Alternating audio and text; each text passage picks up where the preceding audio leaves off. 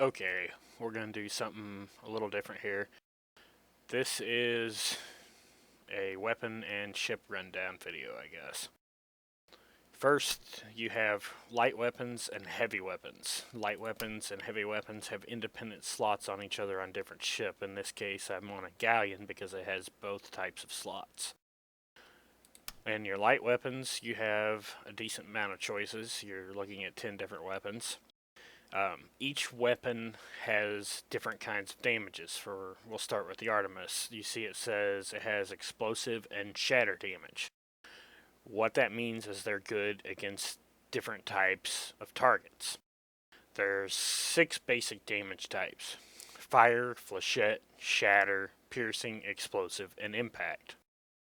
Fire is pretty decent against balloons and hull, but not so good on parts like guns, engines, and armor.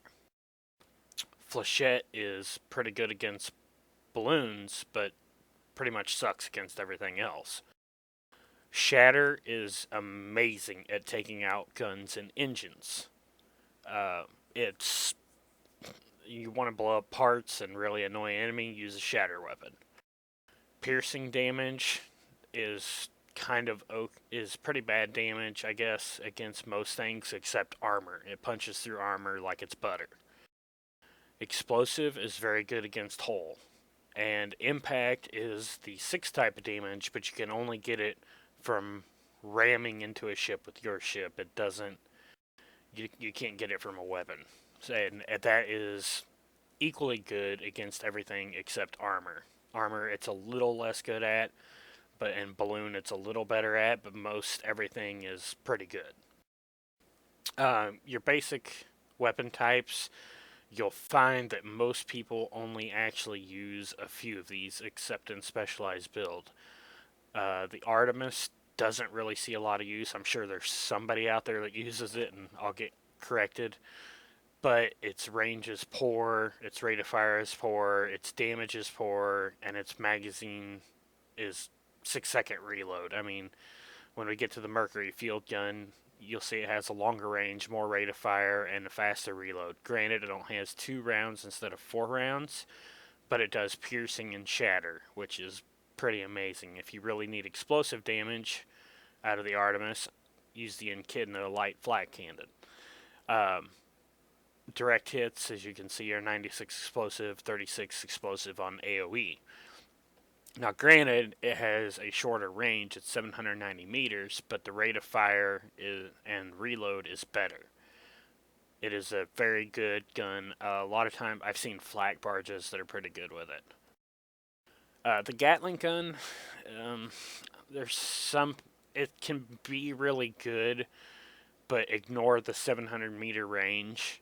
You want to be up close with this gun because it is inaccurate. The bullets fly everywhere when it comes out. But if you're up close, that 10 piercing, 9 shatter, with a ridiculous rate of fire and a big magazine can really put out the damage. This is a good gun if you've got a double deck ship and you need a gun that the engineer can jump on and help defend the ship if somebody's coming up right next to you. The Gatling gun is a very good weapon for an engineer to jump on when he's not smacking something. The light flamethrower you will see a lot. That's because it's really annoying. It sets things on fire and makes them unusable and does constant damage. It is a great weapon, but you have to be very close for it. The barking dog light carronade, I don't see it used a lot, but I've used it in specialty ships like a squid, which we'll get to, which is a small, fast, light ship. The barking dog, you have to be close, and once again on this one, ignore the range. 350 meters is your max range, but you want to be close to get all the shot to hit, and it can do a ton of damage. I know it's direct flechette, 12 flechette, but that AoE, 8 shatter damage to everything the AoE hits is pretty amazing. The light harpoon gun, I guess if you're trolling people and pulling them in next to you to flame them, it'd be funny, but for the most part, it doesn't have a lot of use unless you're just trying to annoy people or you've got a light ship that you want to hook onto a bigger ship to control your drift around him to get in his blind spots. but for the most part, that takes a pretty experienced captain. I wouldn't recommend it for new players, although, it can be funny at times to harpoon somebody. What can I say? Beacon flare gun? Um, yeah, no damage. It's supposed to light up enemies in the clouds, but if you're having trouble spotting enemies, you need to get a better team. Period. Mercury field gun. Okay, I have to admit, this one's my favorite. It's my baby. It does 100 piercing damage and AoE 250 shatter. It has a 3,600 meter range and the rate of fire, and it only has a 2-round magazine, but here's what you don't get from this. On most of these guns, they have scatter or they have a bad bullet drop. The Mercury field gun has the best bullet drop. I mean, it'll drop just a little bit, and its projectile is, you got to lead a little bit if they're really far away. But for the most part, this is the single most accurate gun in the game. The 2 rounds and the magazine with a 4-second reload at first kind of seems iffy. But then when you realized if you use something like charge shot from your gunner, which does 30% more damage but reduces your rate of fire and your clip size, you realize most of the negative parts of the charge shot is actually mitigated because you can use charge shot and you still have 2-round magazine and the rate of fire isn't significantly lowered enough to make any difference. The double-barreled mortar, I've seen it used to great effect, but it takes a lot of practice, and you need pretty competent gunners to use it. I mean, if you have 2 of them on one side, you can obliterate things, but a range of 650 meters is kind of hopeful because the arc and the drop on it's really bad. You'd have to have gunners that had just practiced their hearts out with the thing, and then it'd probably be really good. I personally don't have the patience. The Banshee Light Rocket Carousel is another one of those that says it has a range of 810 meters, but it is the scatter is so bad when you're firing it. If it's only really good when they're up close. If they've got any distance on you, you will only hit about 1/4 of your shots. So the rate of fire and the magazine's a little bit misleading unless they're right next to you. All right, heavy weapons. There's only 3 heavy weapons in the current incarnation of the game. You've got your Typhoon Flat Cannon. This one is, in my opinion, the best long-range one. I'm sure somebody will disagree and say, oh, Manicore's rule, but I like this one. This one does 220 direct explosive and 80 AoE explosive with a 1,000-meter range. And a pretty decent rate of fire, although it's a 5.5 second reload with only 2 rounds. The thing is, if you hit somebody direct with one of these bad boys, or if you're flying a galleon because you're insane and like slow-moving ships, you can really screw somebody's day up with this because that 220 direct explosive is just astronomically awesome. The Manicore Heavy, I suppose it could be good. It's got a really long range and it fires a ton of stuff. Like, it sprays everywhere. It's got a huge magazine, but it takes 14 seconds to reload. That is forever when you're in combat. And the range here again is very, very, very misleading because it doesn't fire straight. It sprays rockets everywhere. And it's really cool to watch, except when you only hit 1/4 of your shots and you've got to wait 14, 15 seconds for it to reload. It is AoE shatter, 45 AoE shatter, which is very good, but once again, I really think people overuse this because it looks pretty and it looks like it's doing a ton of damage, but it actually isn't. If you're gonna use this, you may as well use the Hellhound Twin Carronade because you need to be just as close for it to have the same effect. This one has 22 flechette, 11 shatter.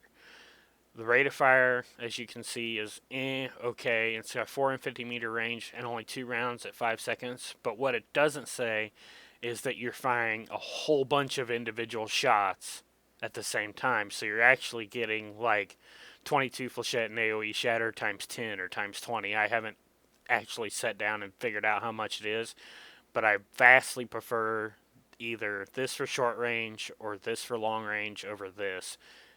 It just seems like this would be really good at short range, except this is better. But it's personal opinion. I don't like 14-second reloads. I think people waste their time. Anyway, ships. This is the galleon, as you heard earlier. I do not like the galleon, but this is a pretty decent setup. If I was going to fly one, this is what I'd fly. I've got 4 Typhoon heavy flaks, Dragon Light flamethrower in the back, and a Mercury field gun on the side. And the reason for this is, of course, galleons are slow. They're big, they're heavy, they're slow, they have a ton of hit points. So you can't really put carronades in them because you'd have to get up close. Same with a mana core. You're too far away to do any real damage with a mana core, and the Pyramidian pilots are going to laugh their asses off if you try to counter snipe them. The Mercury field gun and a Dragonton flamethrower, since these guns are below the deck, the engineer up top, this should have to be responsible for these guns. This ship needs 2 gunners to operate really effectively, so that means that you're going to need a really good engineer to take care of your hull, your balloon, your engines. The gunners should be able to take care of the bottom engines and their own guns. If they can't, you need to beat them over the head with their pipe wrench until they start carrying it.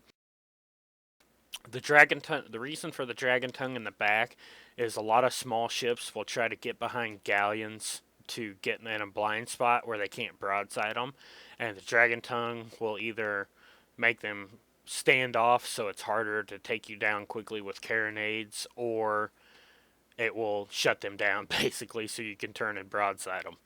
Mercury field gun on the side is a great one for the engineer because he can help when he's not banging on stuff. He can support the right side flat cannons with the Mercury. This is the squid. The squid is interesting. Right now I kind of have random stuff on here. I don't really like the carousel. We've played with this a few times. Do not take this on a kill mission. However, on a capture the point mission, a shotgun, barking dog like carronade in the front can be very effective because people aren't necessarily watching for the kills as much. They're trying to get to the points, and a squid can get to the points very fast. It can get in other ships' blind spots very fast, and it can do very well in, say, the big 4v4 missions. 4 ship versus 4 ship. The Junker is interesting. I have mine kind of set up as a flak boat / gat turret. The flak on the bottom. Now I know this doesn't show it very well in the blueprint, but the flaks right here are actually underneath the ship. And there's an engine under there. You put 1 gunner under there, and the gunner takes care of those guns and the engines. Well, the 2 engineers stay up top. The captain's up in here.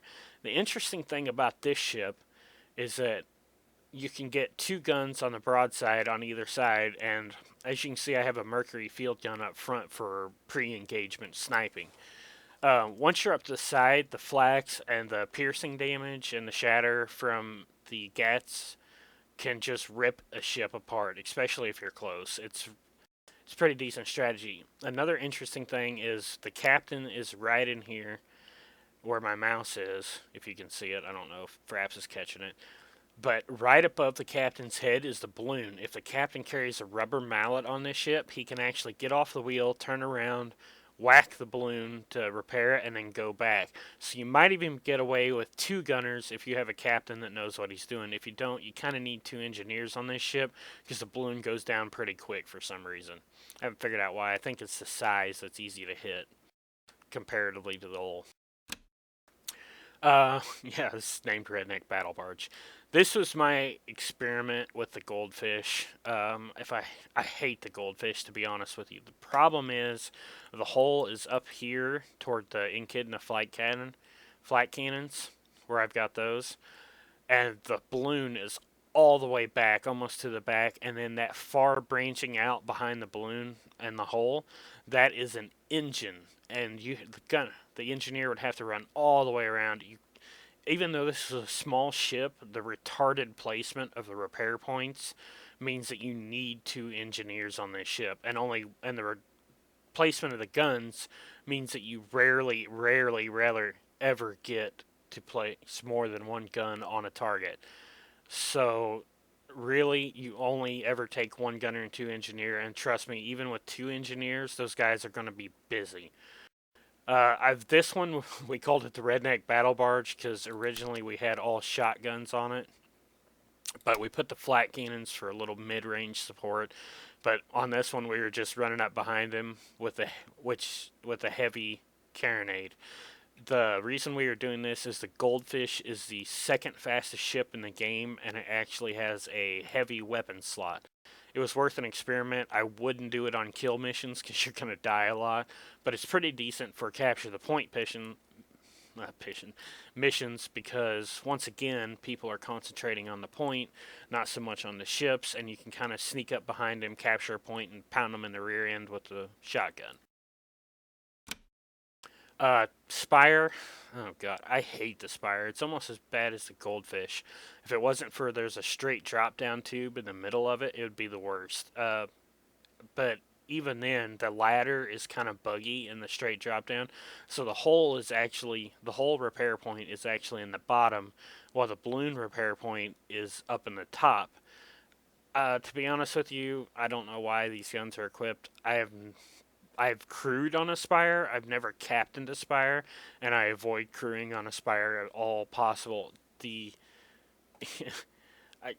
you've got so many guns that you can aim, but you can only afford one gunner because one engineer has to stay in the top half of the ship, and one engineer has to stay in the bottom half of the ship, or you get blown out of the sky. Well, actually, one engineer practically has to babysit the hole and just stand there whacking it all game because your hole is so huge that any moron can hit it from across the map. I absolutely hate the Spire. Supposedly it has a good turn radius, but or it turns well, but if you can't keep guns on it, you're done. Pyramidion. As you may have noticed from my other videos, this is my favorite ship. In this setup, we have two Mercury field guns in the front. I have a Barking Dog carronade on the back, on the upper deck, the poop deck, and a light flamethrower in the middle. The reason for this is most of the time in a Pyramidion, with this setup, you're going to want to stay back. The Pyramidion is a relatively fast ship. I believe it's the third fastest. This is a sniper setup. One thing we've also done in the past. Oh, that's a Banshee. I didn't mean to click the Banshee. I can't even think. Okay, Barking Dog Light Carronade. We've done a shotgun pyramid, and this actually works pretty well. You get up right behind galleons, unless they got a flamethrower, and you just lay into them with two of these carronades, these shotguns with charged rounds. It's pretty. Yeah, you can watch my other videos to see why I like it so much. And like, subscribe, and might as well pimp myself while I'm here, huh?